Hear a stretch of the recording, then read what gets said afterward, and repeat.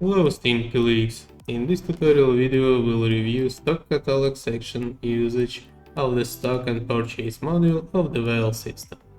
First of all, you will need to access stock catalog section. It can be accessed either from the main page or from the left side menu.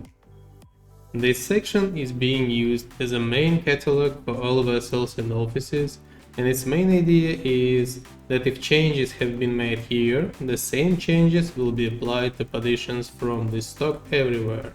So this is similar to the central database of the items. Like in regular stock, left side represents categories.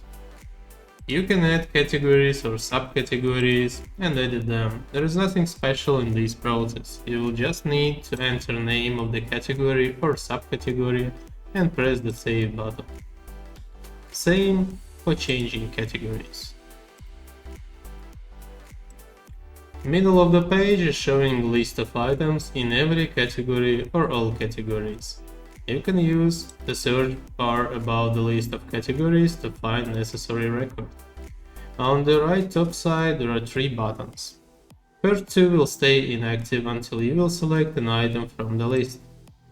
Add to order button, upon pressing it, will check if vessel under which you are performing this action has such item in stock. If no, it will prompt you to add it first and will automatically fill all information excluding category and budget code. Since this information may differ for every vessel, after pressing save button, system will redirect you to order page. It looks like exactly if you would press add to order button in stock section. Select how much you would like to order, select order, where to add item, and leave a comment. More details about ordering and adding new item you can find in our previous video tutorials. Add to stock button is designed to copy item from general catalog to the local stock of the vessel, and acts like add new button in stock section. This action is also described in previous video. Finally, if you want to add new item to the general catalog, press add new button. Pop-up window will appear, prompting you to enter necessary information. Enter name of the item, then fill catalog name field, number and catalog field, these are mandatory fields.